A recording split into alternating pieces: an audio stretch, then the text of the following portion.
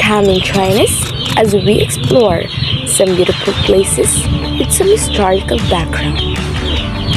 So we're here at Our Lady of Mount Carmel Church in Antipolo, Lipa City. Come and join us as we explore Our Lady of Mount Carmel Church here in Antipolo, Lipa City.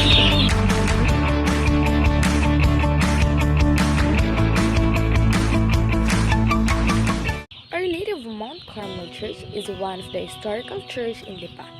It is founded at the year of May 31, 1946, and it is established by the Bishop Alfredo Versosa, and also he brings the Carmelite sisters to refill Lipa.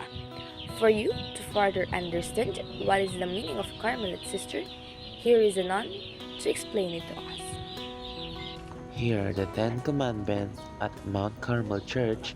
Come with us and witness the beautiful story of Lipa City. Saint Teresa of Avila. Her real name was Teresa Sanchez de Cepeda de Villa y Ahumada. She was born on March 28, 1515, and she died on October 1582. And also she called Saint Teresa of Jesus, and was a Carmelite nun and a prominent Spanish and a mystic religious. And also, she was the originator of the scale meaning shoeless. Saint John of the Cross o Civic was a Spanish Roman Catholic priest, mystic, and Carmelite friar of Converso ancestry. He is a major figure of the Counter-Reformation in Spain, and he is the one of the 38 doctors of the Church. John is known for his writing. Saint Elijah was a powerful prophet in Old Testament, known for his fervent defense of God's law against idolatry, his miracle, and his deep communion with God, culminating in his miraculous departure from earth. Garden of Carmelite Saints. Saint Teresa Benedicta of the Cross. Edith Stein was a brilliant German Jewish philosopher and an agnostic for many years, and she died on August 9, 1942, because a martyr for Christian faith after having offered herself as a holocaust for people of Israel in the concentration camp of Auschwitz. Saint Therese of Lisieux. She was born on January 2, 1873 and died on September 30, 1897. She was known for her little wit, in French, la voix derrière, which emphasized achieving wholeness through small acts of love, humility, and trust in God in everyday moments. Her autobiographical story also became a spiritual classic. Our Lady of Mount Carmel Church was famously known as the site of many miraculous showers of petals. This was so by a Blessed Mother, Teresita Castillo. It was in this garden when the nun witnessed the showering of petals, and also in this place where the nun heard the voice saying, "Fear not, my child, kiss the ground." But they say that the oldest Carmelite sister is Teresita Castillo. She entered the Mount Carmel Camposanto at the age of 19, and she died at the age of 89, with the date of November 16, 2016. This gate is a way where you can see and observe the Carmelite sisters in nuns. And this area is not allowed to enter it and take a picture.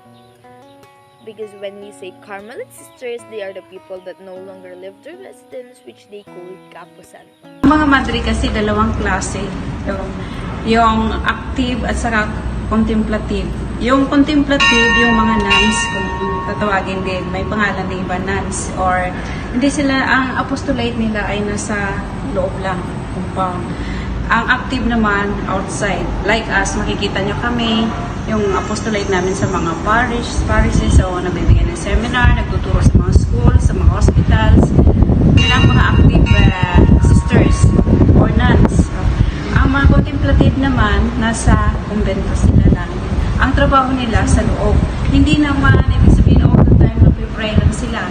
Mayroon yung schedule from pag-wake up hanggang matulog. So, ang mga nuns or contemplative, hindi sila makakalabas na makikita. Like here, Carmen, meron silang out sisters. Madre din, pero yun ang pwede siyang lumabas kahit siya ay mongha. Pero yung iba, hindi talaga pwede lumabas. Siguro ang out sister nila ay dalawa lang. Kaya kung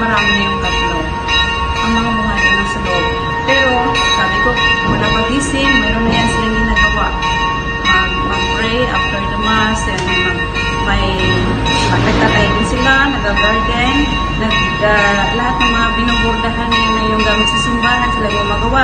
Yung mga ostia, mga munghang gumagawa niyan. Ano pa? Basta, from morning to night, may ano yan. May activities na ginagawa. Only sa loob, hindi natin makikita. Pero yung mga vestments ng mga pare, yung ostia, yung iba pang mga religious articles, rosaries, gawa nila yan. O mayroon silang mga nilulutong mga sweets or something. Sama yan. Aside from the work, mayroon yan silang continuous prayer. Pero hindi man ginagawa ng isa. Mayroon silang common prayers like us, pero 24 hours yan nag-adore sa Blessed Sacrament. So, palit-palit, tag 1 hour sila doon. So, 24 hours na naman ang mga religious nagdadasal. Pero yung palit-palit, no? Ibig ko sabihin, may rotation. So, Ito yung tinatawag ko Carmelites. ito ang Carmelites. Ang ano kasi, ang religious ay maraming orders ang tawag sa mga contemplative orders. Ang mga outsiders or active, tinatawag din sila mga congregations. Ang daming congregations, for example, Congregation ng Missionaries of Evangelization, Canusian Sisters, Sacred Heart Sisters, Centuries, o yung iba pa, madami. Pero yung mga contemplative, Mount Carmel, Capuchin, yung pa Pink Sisters sa Tagaytay, yung mga contemplative yun sila, nasa loob.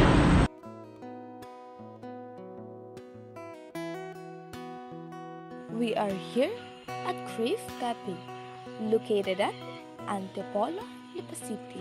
Let's witness the beautiful, relaxing, and enjoying ambience of Crave Cafe.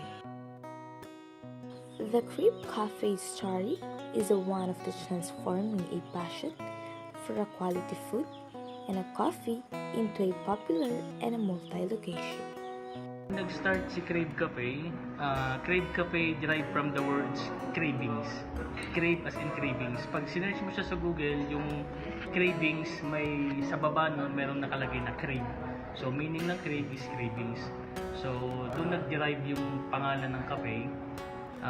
Ang gusto kasi ng owner namin, ng boss ko, is masatisfy si customer. Kaya, Crave Cafe, to satisfy yung cravings.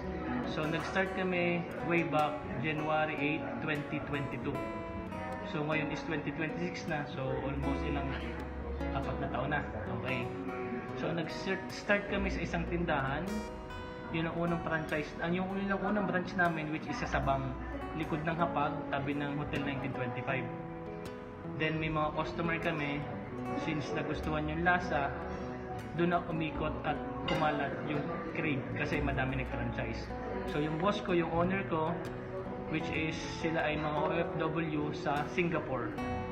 Yung aking boss na babae is siya ay HR manager ng isang malaking company sa Singapore.